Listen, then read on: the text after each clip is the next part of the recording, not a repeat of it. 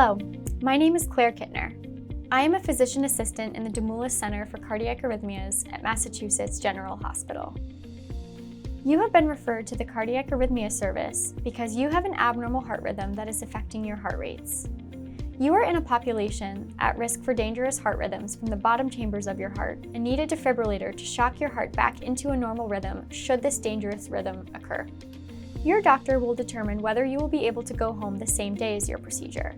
This will depend on how the procedure went and what time your case finishes. If you are able to be discharged the same day as your procedure, you need someone to come pick you up and review the instructions, and you will need a companion with you at home overnight. At the start of the procedure, you will be given anesthesia to put you completely to sleep. You will be connected to some monitoring equipment to watch your heart rates and blood pressures during the procedure as well. Areas on your chest and side will be prepped and cleaned, and then you will be covered with a sterile drape to keep the area clean. Your doctor will give you numbing medicine to these areas and then will make 2 small incisions here to place the device. They will pull the lead or wire for the device up under your sternum or breastbone. This lead will be attached to the battery of the device that will then be tucked under your skin at the incision site on your side. The incision site will be first closed with a layer of absorbable sutures that are under the skin. These will dissolve over time and will be absorbed by your body. We don't do anything with these. On the incision itself, there are white pieces of tape called steri-strips. On top of that is a big piece of gauze and a big piece of tape. The tape and gauze dressing will stay in place for 5 days after your device is placed. This dressing may not get wet, so you must either sponge bathe, or if you have a handheld shower head, you can shower if you keep the shower head below your waist. You should not take a shower normally for these first 5 days, as the dressing will get wet and fall off early, which we want to avoid. Generally, after 5 days, you can remove the tape and the gauze dressing. The steri-strips will be underneath, and you can get in the shower normally. You can wash around the incision and the steri-strips can get wet. The soap and the water can run over these. These will fall off on their own in a week or 2. The incision can get wet 5 days after your procedure, but we do not want it submerged in water for 1 month. This means no swimming, baths, hot tubs, lakes, oceans, or pools. On the rare occasion, staples may be used to close your incision site. These staples will be removed 2 weeks after your procedure at a follow-up appointment. You will then have a second follow-up appointment 6 to 12 weeks after your procedure. You will receive specific instructions regarding your type of device dressing and when the site can get wet before you are discharged. With this type of device, there are no arm or movement restrictions other than for comfort at the incisions. The first week or 2 after the procedure, you will want to avoid stretching the areas of the incisions. It is normal to have some discomfort at the incision site for a few days after the procedure. We recommend Tylenol for the pain, but in some cases, you might require a prescription for something stronger. We will also review your medications and when it is safe to resume these.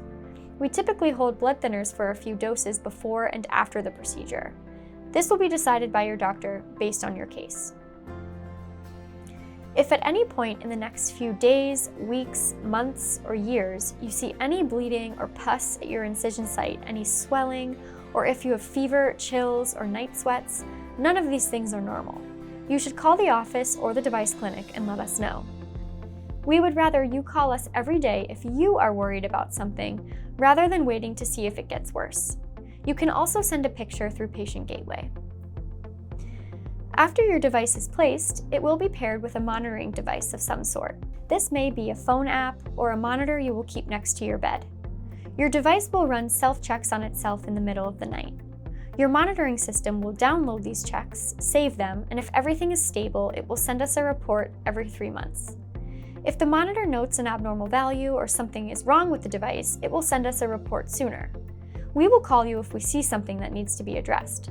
No news is good news in terms of your remote transmissions. Of note, if you have a defibrillator and your device shocks you, we will get an alert, but only after this episode has been retrieved by your monitor. If your device shocks you, you should always call us and go to the emergency department. In these cases, we would want to determine how we can hopefully prevent you from getting shocked in the future by either changing your medications or with a procedure. If you are discharged the same day as your procedure, you may be asked to send in a transmission from your home monitor or the phone app on the next business day after your procedure. A representative from the device company will review these instructions with you before you are discharged home.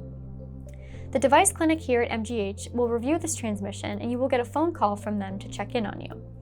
You also have the ability to send in a remote transmission to our clinic at any time should you experience any unusual symptoms at home. This includes chest pain, palpitations, shortness of breath, dizziness, or lightheadedness. We would also like you to call us if you choose to send in a remote transmission so our device clinic can review it sooner rather than later to determine if anything appears to be abnormal. After you are discharged, you will come to the device clinic a few weeks after your implant so we can check your wound and make any necessary changes to the device. Until this appointment and after the home monitor or phone app will let us know if everything is stable with the device. If you are having any symptoms, please call the office. If you have any general questions, you may call the office at 617-724-4500 between the hours of 8:30 a.m. and 4 p.m., or you can send a message through Patient Gateway. Please note, we do not check Gateway messages overnight or on weekends.